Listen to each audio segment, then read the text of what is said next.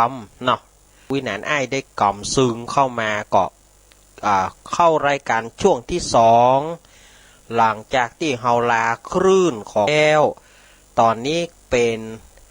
ช่วงของคลื่นสีขาวกลุ่มคลื่นสีย่างบันนีกันเตื้อก่อนนั่นแหละก็สถาญาติโยมเฮาก็เข้าสู่รายการสาระตะกี้ก็เปิดยาเว้นจากการขับฮอราชาลูกทุ่งพ่อครูสุรพลสมบัติเจริญราชาลูกทุ่งตลอดกาลแม้นว่าท่านจะล่วงลับดับขันไป52 ปีกว่ายังเป็นที่ติดตาตรึงใจของสถาญาติโยมเพลงนี้วันพระยาเว้นนะกับฟังพ่อครูเนาะถ้าพ่อครูมีชีวิตตอนนี้พ่อครูจะมีอายุสถาญาติโยมถ้าพ่อครูมีตอนนี้ครูจะอายุ91 ปีแต่ตอนที่พ่อครูอายุ37 ปีถ้ามีบัดเดียวนี้91 ปีก็มีแล้วโหเนาะถ้าว่าถ้าอายุถึงก็นับพ่อครูสุรพลสมบัติเจริญเนาะเกินไปปุ้นเดือนสิงหาคมปุ้นเดือนสิงหาคมพวกอาตมาจะเอาประวัติเปิ้นมาเล่าเดือนสิงหาคมพวกอาตมาจะเอาประวัติเปิ้นให้ศรัทธาญาติโยมได้ฟังกันเอาละศรัทธาญาติโยมเพื่อบ่ให้เสียเวลาในรายการสารธรรมยามแรงในวันนี้โดยมีท่านอาจารย์หลวงลุงชัยวัฒนาคเสโนเป็นผู้ดำเนินรายการอาตมาภาพสามเณรรักปัญโยนันท์เป็นผู้ตอนนี้อาตมาเตศน้ำเตศธรรมเพื่อศรัทธาญาติโยมได้เตศธรรมได้ทำเพื่อศรัทธาญาติโยมได้ฟังกันวันนี้อาตมาภาพธรรมเทศนาปื้นบ้านปื้นเมืองทำชาดกในเรื่องโปราบ่าวน้อยเทศมาเล่าเพื่อศรัทธาญาติโยมฟังอาตมาเตศ2 รอบบ่ายค่ำในคืนวันอังคารแล้วก็ในภาคกาเทศนาเรื่องโปราเตศมาเล่าให้ศรัทธาญาติโยมได้ฟังกันก็หลวงพ่อมานิตทโรสำนักสงฆ์หอมบุญอำเภอดอยสะเก็ดจังหวัดเชียงใหม่ทายาทแม่แม่อัมพรแม่โสแล้วก็ตื่นนะก็ถือว่าทั้งศรัทธาญาติโยมมานิตแล้วโชเฟอร์เปิ่นยมชัยภพอีกพื้นอยู่บ้านหนองผ้าขาวถ้าญาติโยมที่เปิ้นฮับเป็นเจ้าภาพกันเตศธรรมพ่อสมศักดิ์แม่สีเพนขาวเตี้ยนี่ก็จะตันหาตามเดิมนั่นตึงแม่ฟองคำพี่จะตานไปหาพ่ออุ้ยน้อยปอนแม่อุ้ยเงินนั่นก่อนที่จะตานไปหาญาติตั้งหลายตั้งปวงนั้นขอเป็นคืนวันอังคารก็มา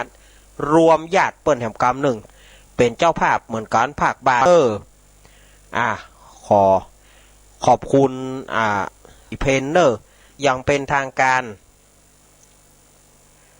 นี่ก็อาตมาจะได้น้อมนำพระสัทธรรมเตศหุสราญาติโยมที่เปิ้นฟังทางวิทยุแม่สีทรเปรมจิตนี่เปิ้นก็ขอฮับเป็นเจ้าภาพการเตศตัวบอกว่าเมื่อคืนเมื่อวานขอบคุณแม่สีทรแม่อุ้ยหอมตัวสันกำแพงพวกนะแล้วก็หลายท่านอาตมาจะได้ทำมาเทศนาปืนบ้านปืนเมืองเนี่ยเรื่องโปราบ่าวน้อยมาเทศมาเล่าให้ศรัทธาญาติโยมตั้งหลายได้นั้นเจิญคณะศรัทธาญาติโยมลำดับต่อไป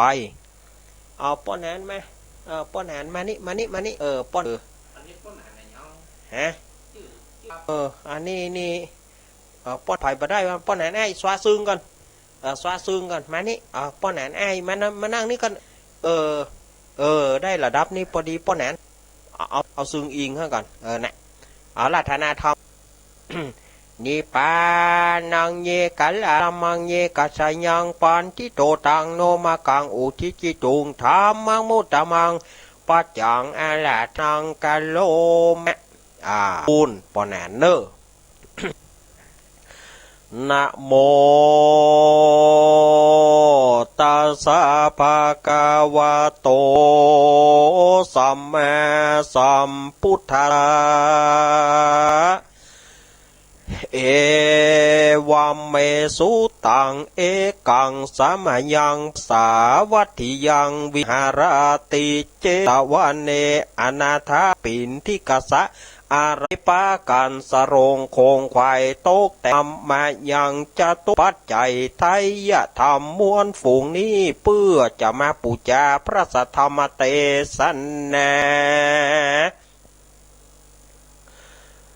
นิมนต์อาตมาพาเทศนาธรรมเพื่อจักมาอุทิศนาบุญส่วนกุศลมวลหาปิตามารดาและปอมพันธวงศาญาติกาญาติมิตรพี่น้องที่ได้รับขานส่วนอันวานไปหาเท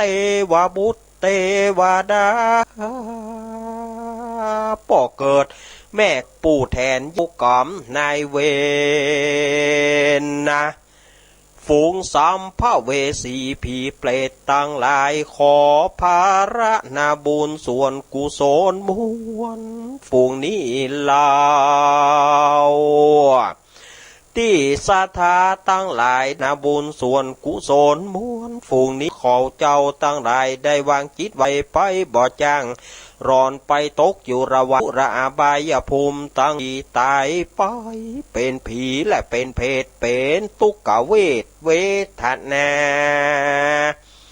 ฐานาทินก็ดีขออันเจอเทวดาอินตาผ่านแผ่วตนมีเตจะอิ่มเอามวลฝูงนี้คือเขาเจ้าของตาลแล้วก็ขอเอายกเอาตนขึ้นสู่สวงฟ้าบุญสมปานลานแด่เตอ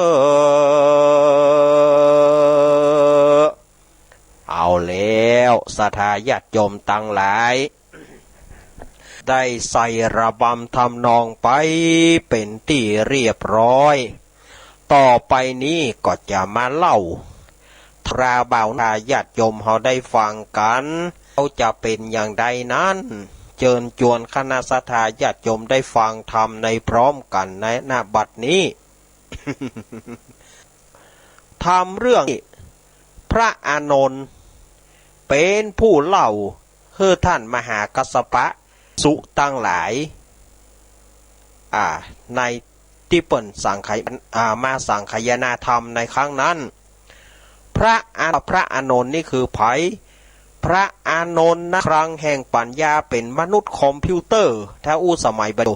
เป็นมนุษย์สมองโกลยอดแห่งบัณฑิตความจำเป็นเลิศพระพุทธเจ้าจะไปเทศนาต้องมาถือพระอานนท์จะเก็บแล้วจะมาว่าสมัยนั้นพระพุทธเจ้าอยู่สมัยนั้นพระพุทธเจ้าอยู่ที่ไหนนี่พระอานนท์นี่สุดยอดในครั้งนี้ก็เหมือนกันพระอานนท์เปิ้นได้ท่านมหากัสสปะแล้วก็พระสงฆ์องค์เจ้าพระภิกขุตั้งหลายได้ฟังตั้งหลายเฮ้ยผมได้ยินจากข้าอุบแก้วคือได้ยินจากปากพระพุทธเจ้าตอนที่เปิ้นทับอยู่ที่เชตวันพระเชตวันมหาวิหารหรือว่าวัดโนนเปิ้นเล่าอย่างอีกพระอาก็ได้เล่าไปในครั้งที่พระพุทธเจ้าของเราประทับอยู่ที่วัดนั้นเป็นวันพระวันศีลมีวันนั้นพระพุทธเจ้าของเราเปิ้นก็ได้พักผ่อนอยู่กุฏิบันหง